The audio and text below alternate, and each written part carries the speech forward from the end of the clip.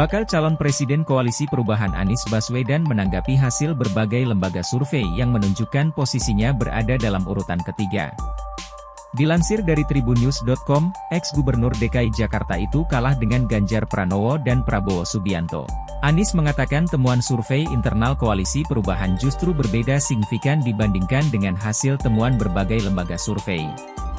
"Oh ya, bedanya jauh sekali," kata Anies saat ditemui di Hotel Grand Hyatt, Jakarta Pusat pada Kamis, 24 Agustus 2023, malam. Namun begitu, Anies enggan merinci apakah hasil survei internalnya justru menunjukkan posisinya berada dalam peringkat teratas. Hal yang pasti, gambaran lembaga survei berbeda jauh dengan temuan internal. Oleh sebab itu, kata Anies, pihaknya akan selalu memeriksa ulang setiap temuan hasil dari berbagai lembaga survei dengan survei internal. Dia bilang, nantinya waktu yang akan menjawab apakah survei yang dilakukan lembaga survei telah tepat.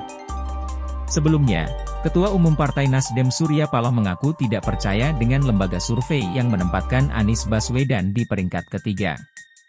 Anies selalu kalah dibandingkan Ganjar Pranowo dan Prabowo Subianto. Paloh menuturkan hasil survei tersebut menjadi salah satu topik pembicaraan saat pertemuannya dengan Anies Baswedan dan tim 8 Koalisi Perubahan di Hotel Grand Hyatt, Jakarta Pusat pada Jumat, 25 Agustus 2023, malam. Ia mengaku tidak percaya dengan temuan lembaga survei tersebut. Baginya, lembaga survei juga banyak melakukan kekeliruan.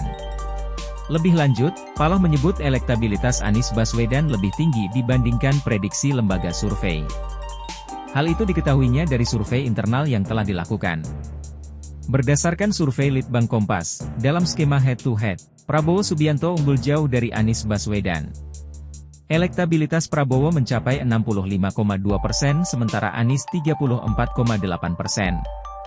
Sebelumnya, pada Januari 2023 Prabowo 57,3% versus Anies 42,7%, kemudian Mei 2023 Prabowo 62% versus Anies 38%.